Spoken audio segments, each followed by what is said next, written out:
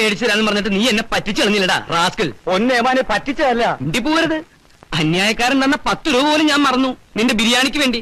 എന്നെ കൊണ്ട് നീ FIR മാറ്റി എഴുതിപ്പിച്ചു. പരമദ്രോഹി. എന്റെ സാറേ, ഇന്നലെ ഉച്ചയ്ക്ക് ഞാൻ പാരീസ് ഹോട്ടലിന് മുമ്പിൽ വന്നിരുന്നു, സാറിനെ കണ്ടില്ല. അത് നീ വല്ല സ്കൂൾ മാഷ്മാരോട് പറഞ്ഞാൽ മതി, അവര് വിശ്വസിക്കും. പോലീസുകാർ തലച്ചോറുള്ളവരാ. ഉച്ചയ്ക്ക് 12 മണി മുതൽ ഉച്ച തിരിഞ്ഞ് 3 മണി വരെ ഞാൻ പാരീസ് ഹോട്ടലിന് മുമ്പിൽ കാത്തുന്നതാ, തീ പാറണ വെയിലത്ത്. പറയുമ്പോ എനിക്ക് വേദനയുണ്ടടാ. ഡേ, ഇന്ന് പ്രായച്ചിത്തം ചെയ്യാതെ നിന്ന് ഇവിടുന്ന് പ്രശ്നമില്ല. ഇന്ന് എനിക്ക് ബിരിയാണി മാത്രം പോരാ, വീട്ടിലേക്ക് ഒരു പാർസൽ വേണം. നടക്കണ പാരീസിലേക്ക്.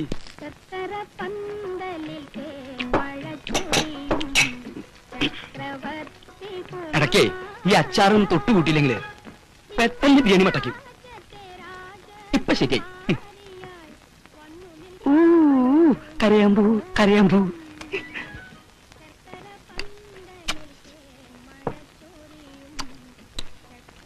കോഴിയുടെ വേഗത്തിൽ കൂടിയോ എനിക്കൊരു സംശയം.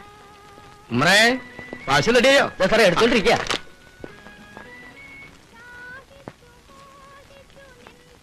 എല്ലാം കൂടി എത്രയായി? 31 രൂപ. ഓ, ഇവനൊന്നും ഒരു കാലത്തും ഗുണം പിടിക്കില്ല. ആരെ ഗുണം പിടിക്കാത്തല്ല, ഈ ബിരിയാണിയുടെ ഗുണം സാറിനത്ര പിടിച്ചില്ല എന്ന് പറയായിരുന്നു. അതെ അതെ. നമ്മുടെ സാധനം ഇവിടെ. ഇത് ബിരിയാണി, ഇത് ഉഴുന്ന് വട. വട എത്ര ഉണ്ട്? 8 എണ്ണം.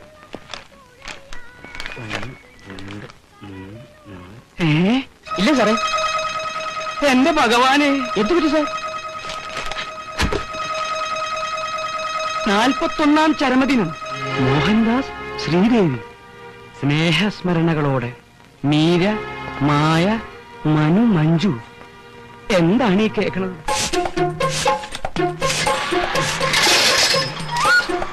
പിന്നെ സൈക്കിളോ?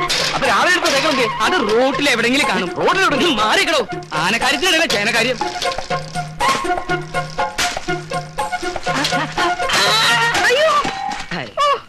മനുഷ്യനെ സൈക്കിൾ എടുത്ത് കൊല്ലാൻ നോക്കുവാന്നോ? സൈക്കിൾ അല്ല, പാറ്റൻ ടാങ്ക് വന്നിടിച്ചാലും നീ ചാവില്ല ശാന്തേ. ദേ ഇത് കണ്ട, എന്റെ പെങ്ങള് ശ്രീദേവിയും ഭർത്താവും മോഹൻദാസും ചരമം പറഞ്ഞുന്ന്. പത്രം വായിക്കാത്തതിന്റെ ദൂഷ്യം എനിക്ക് ഇപ്പോഴാ മനസ്സിലായത്.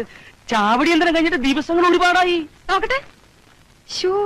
ഇതെങ്ങനെ സംഭവിച്ചു? രണ്ടുപേരും ഒന്നിച്ചു ചത്തോ? വല്ലവരും തല്ലിക്കൊന്നതാവും, അല്ലെങ്കിൽ വല്ല വിഷം കഴിച്ചതോ കെട്ടിയതോ ആവും. എനിക്കിതൊന്നും അറിയാൻ പാടില്ലല്ലോ ശാന്തേ. നമ്മളെപ്പോലെ ആത്മഹത്യ ചെയ്യേണ്ട കാര്യമൊന്നും അവർക്കില്ലല്ലോ. പട്ടിണിയുണ്ടോ, പണക്കുറവുണ്ടോ? കൊച്ചിയിൽ ഇഷ്ടം പോലെ കെട്ടിടങ്ങള്, ലോകം മുഴുവൻ ചെമ്മീൻ കയറ്റി വയ്ക്കാനുള്ള ഫാക്ടറി, പിന്നെ എസ്റ്റേറ്റ്, ഫിഷിംഗ് ബോട്ട്. എന്റെ പേടി ഇപ്പൊ അതൊന്നുമല്ല, ഈ സ്വത്തുക്കൾ മുഴുവൻ ആര് നോക്കി നടത്തുന്ന? അയ്യടാ, ഇപ്പൊ വായി വെള്ളം ഊറുന്നുണ്ടോ? ഇതൊക്കെ നേരത്തെ ആലോചിക്കണമായിരുന്നു. ആ ദരിദ്രവാസി ഇത്രയും വലിയ പണക്കാരനാവുന്ന ആരെങ്കിലും അറിഞ്ഞു എന്റെ ശാന്തേ? ഇതാ ഞാൻ പറഞ്ഞത്, നിങ്ങൾക്ക് ദീർഘവീക്ഷണോ ഇല്ല, ബുദ്ധിയില്ലെന്ന്. അത് കളാ. ഇനി നമ്മൾ വൈകൂടാ.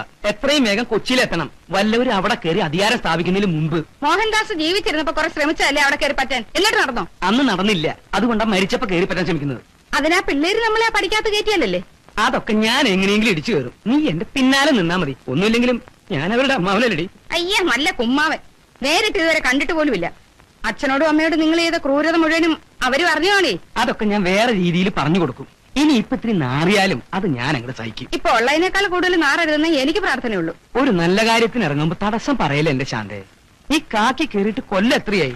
വല്ലതും മേടിയോ? ഒരാൺവിത്തുള്ളത് ബോംബെ കിടന്ന് തെണ്ടുക, ഒരു മോളുള്ളത് അമ്മായിയമ്മയുടെ ആട്ടും തൂപ്പും നീട്ട് നരയിക്കുക. എന്താണ് അമ്മായിമ്മയ്ക്ക് കുഴപ്പം? ഭാര്യ വീടിന് തിണ്ണ നിരങ്ങുന്ന നീ എന്നെ തെറി വിളിക്കുക? അയ്യോ അമ്മേ, ഞാൻ അമ്മയെ പറഞ്ഞതല്ല അമ്മേ. മിണ്ടി പോകരുത് കരുതേ. മിണ്ടി എന്ന് ഞാൻ ചൂലെടുത്തടിക്കും.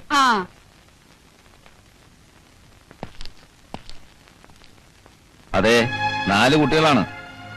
ഒന്നിനും ശരിക്കുള്ള വകതിരിവായിട്ടില്ല. കാർ ആക്സിഡന്റ് ആയിരുന്നു. 30 അടി താഴ്ചയിലേക്ക് കാറ് മറിഞ്ഞു. ഇളയ കുട്ടി മാത്രമേ കൂടുണ്ടായിരുന്നുള്ളൂ. അവൾ അത്ഭുതകരമായി രക്ഷപ്പെട്ടു. പക്ഷേ ആ കുട്ടിക്ക് ഇപ്പൊ സംസാരിക്കാൻ പറ്റില്ല. ഷോക്കുണ്ടായിരിക്കാം. ആലോചിച്ച ഭയങ്കര കഷ്ട. അങ്ങനെ ബന്ധുക്കളായിട്ട് മോഹൻദാസിന് ആരുമില്ല. ഉള്ളവരുമായിട്ട് വലിയ അടുപ്പമില്ല. അറിയാലോ, he was A self made മാൻ. കോടതിയിൽ പെറ്റീഷൻ കൊടുത്ത മൂത്ത പെൺകുട്ടിയെ ഗാഡിയിലാക്കിയിരിക്കുക. അതെ, അവളെ ആദ്യം മുതൽ ഇനി എല്ലാം പഠിപ്പിച്ചു തുടങ്ങണം. കോളേജിൽ പഠിച്ചുകൊണ്ടിരിക്കുന്ന കുട്ടിക്ക് എന്തോന്ന് എക്സ്പോർട്ട്, എന്തോന്ന് ചെമ്മീൻ കമ്പനി. പിന്നെ വിളിക്കാം. പുതിയ MD ഇന്ന് ചാർജ് എടുക്കുന്ന ദിവസമാ. അതെ, ആ സംഭവത്തിന് ശേഷം ആ കുട്ടി ഇന്ന് ആദ്യമായിട്ടാ ഈ കമ്പനി വരുന്നത്.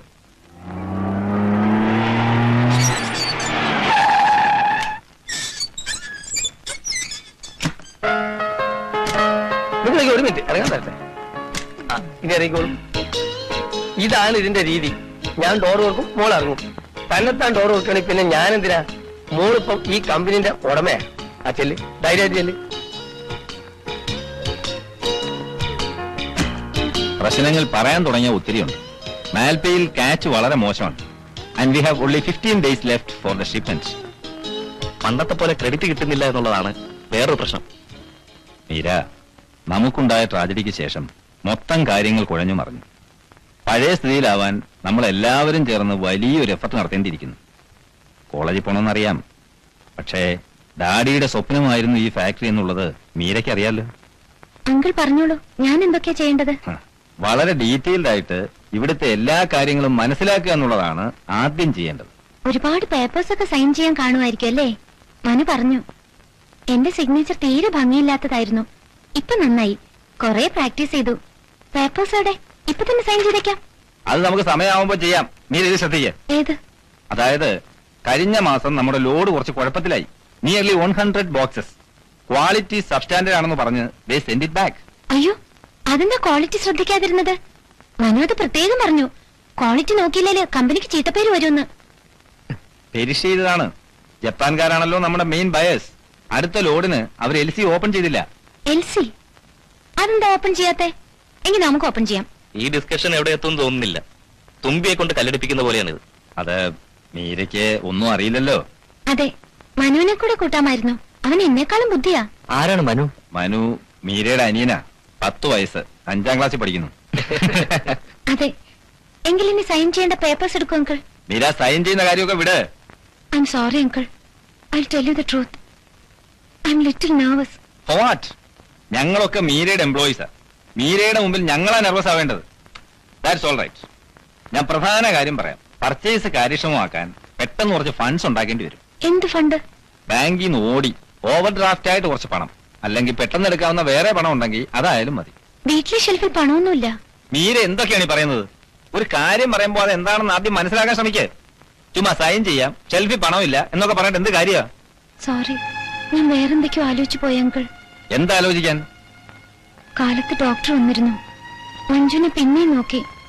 അവളെ കൊണ്ട് സംസാരിപ്പിക്കാൻ ഡോക്ടർ ഒത്തിരി ട്രൈ ചെയ്തു. അവൾക്കിനി ഒരിക്കലും സംസാരിക്കാൻ പറ്റില്ല അങ്കിൾ. എന്താണ് ചികിത്സയെന്ന് ആർക്കും പറയാൻ പറ്റുന്നില്ല. ഞങ്ങൾക്ക് ആരുമില്ല. എൽഡസ്റ്റ് ആയി പോയതാണ് എന്റെ ബാഡ് ലക്ക്. ഇത്രയും പെട്ടെന്ന് മമ്മിയും ഡാഡിയും ഞങ്ങളെ വിട്ടു പോകുമെന്ന്. മീര, കഴിഞ്ഞതൊക്കെ മറക്കാൻ ശ്രമിക്കുക. വരൂ, നമുക്ക് ഫാക്ടറി ഒക്കെ നടന്ന് കണ്ടിട്ട് വരാം. കമോൺ.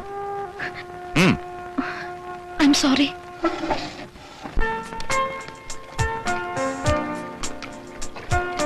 ഇതാണ് ക്ലീനിങ് ആൻഡ് സോർട്ടിംഗ് സെക്ഷൻ. ഇവിടെ 160ഓളം ലേബറേഴ്സ് ഉണ്ട്. 160 പേരെയൊന്നും കാണാനില്ലല്ലോ. 3 ഷിഫ്റ്റാ. ഓ, അപ്പൊ 24 hours ജോലി നടക്കൂ? ആ, മിക്കവാറും. ഇതാണ് പാക്കിംഗ് സെക്ഷൻ.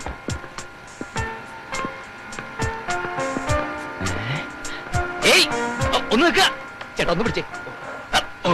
നിക്കണ്ട, പോരെ, അവര് കുഴപ്പക്കാരാ. കുഴപ്പക്കാരോ? ഒന്ന് നിൽക്കാൻ. അയ്യേ, നിൽക്കാൻ പറഞ്ഞപ്പോ കിടന്ന് ഓടുക. പഴയ MD-യുടെ മകള് പുതിയ MD ആയിട്ട് ചാർജ് എടുക്കുന്നു കേൾക്കാൻ തുടങ്ങിയ നാള് പറയായേ. മീര ഇങ്ങോട്ട് വന്ന് കയറിയതേ ഉള്ളൂ. നിങ്ങൾ പോയി ജോലി ചെയ്യേ, പിന്നെ സംസാരിക്കാം. വേണ്ട, ഇപ്പൊ തന്നെ സംസാരിക്കാം. മൈ ഡിയർ MD, നിർഭാഗ്യവന്മാരായ 5 ലേബേഴ്സാണ് ഞങ്ങള്. പഴയ MD ഞങ്ങളെ സ്ഥിരപ്പെടുത്താന്ന് വാക്ക് തന്നിരുന്നത്. ഞങ്ങൾക്ക് ബോണസ് ഇല്ല, പ്രോഡ ഫണ്ടില്ല, ഗ്രാറ്റുവിറ്റി ഇല്ല, ഇൻക്രിമെന്റിൽ ഒരു മണ്ണാങ്കട്ട ഇല്ലെന്നേ. എന്നാൽ മറ്റുള്ളവരെ പോലെ ഞങ്ങൾ ജോലി ചെയ്യുന്നുണ്ട്. ഈ പറഞ്ഞ ആനുകൂല്യങ്ങളൊന്നും ഞങ്ങൾക്ക് കിട്ടുന്നില്ല എന്ന് മാത്രമല്ല, ഞങ്ങളുടെ ജോബ് സെക്യൂരിറ്റി വെറും 0%. ഇൻക്ലാബ് സിന്ദാബാദ്. നിർത്തോ, സംസാരിക്കുന്നിടയിൽ തന്റെ ഇൻകുലാബ് വിളി. ഇൻകുലാബിന് നേരം കാലം നോക്കാണ്ടോ? വിപ്ലവം എപ്പോഴായാലും വിപ്ലവം തന്നെ. ശരി, തൽക്കാലം നിർത്ത്. അപ്പൊ പുതിയ MD-യുടെ അച്ഛൻ പഴയ MD-യുടെ വാക്ക് പാലിക്കാൻ പുതിയ MD തയ്യാറാവണം. ഇപ്പൊ തന്നെ, ഈ നിമിഷം തന്നെ ഞങ്ങൾ സ്ഥിരപ്പെടുത്തണം. നിർത്തോ. തനിക്ക് കുറച്ചെങ്കിലും കോമൺ സെൻസ് ഉണ്ടോ? 1-2 മുദ്രാവാക്യങ്ങൾ കാണാപ്പാടം പഠിച്ചെന്ന് വെച്ച് അത് എല്ലായിടത്തും കയറി അലർന്നത് ശരിയല്ല. ഡാഡി ഇങ്ങനെ പറഞ്ഞിട്ടുണ്ടെങ്കിൽ നമുക്കത് പിന്നീട് ഡിസ്കസ് ചെയ്യാം. കമോൺ. എന്റെ പൊന്ന് മാനേജർ സാറേ, ദയവ് ചെയ്ത് ഞങ്ങളുടെ ഭാവി താങ്കൾ പാര വെച്ച് നശിപ്പിക്കരുത്. അങ്കിൾ, ഡാഡി പറഞ്ഞതല്ലേ, ഇവരെല്ലാരും ഇന്ന് തന്നെ സ്ഥിരപ്പെടുത്താം. അങ്ങനെ ചെയ്യാം, പക്ഷെ എല്ലാരും നന്നായി ജോലി ചെയ്യണം. ഓ, ഏറ്റു. പുതിയ MD നീണാൾ വാഴട്ടെ. പുതിയ MD നീണാൾ വാഴട്ടെ. പുതിയ MD നമ്മുടെ MD. പുതിയ MD നമ്മുടെ MD. എന്താ മീര ഇതൊക്കെ? പുതിയ MD നമ്മുടെ MD. ഇത്ര ഇമ്പോർട്ടന്റ് ആയിട്ടുള്ള കാര്യത്തിന് ഇങ്ങനെയാണോ ഡിസിഷൻ എടുക്കേണ്ടത്? തൊഴിലാളി എന്ന് പറഞ്ഞാൽ തീക്കൊള്ളിയാ. തീക്കൊള്ളി കൊണ്ട് തലയൊറിയാൻ പാടില്ല എന്ന് കേട്ടിട്ടില്ലേ? ഡാഡി വാക്ക് കൊടുത്തു. എവിടെ വാക്ക് കൊടുത്തു? നുണയല്ലേ? ഇവനെയൊക്കെ സ്ഥിരപ്പെടുത്തിയാൽ അടുത്ത നിമിഷം ഫാക്ടറിയുടെ ഗേറ്റിന് മുന്നിൽ കൊടി പൊങ്ങും. മാത്രമല്ല ഇപ്പൊ തന്നെ ഇവിടെ ലേബറേഴ്സിന്റെ എണ്ണം വളരെ കൂടുതലാ. അതൊക്കെ പോട്ടെ, ഡിസിഷൻ എടുക്കുന്നതിന് മുമ്പ് എന്നോടൊരു വാക്ക് ചോദിച്ചു. Sorry uncle. അങ്ങനെയാണെങ്കിൽ അവരെ സ്ഥിരപ്പെടുത്തണ്ട. അവൻ പറഞ്ഞത് കേട്ടില്ലേ, ഞാൻ അവന്റെ ഭാവിക്ക് പാര വെക്കുകയാണെന്ന്. ഇനിയിപ്പോ ഡിസിഷൻ മാറ്റിയാൽ അവർ എന്റെ തലയെ കാണാൻ വരും. എങ്കിൽ സ്ഥിരപ്പെടുത്താം uncle. Oh Meera, you please use your common sense, your brain. I'm very sorry uncle.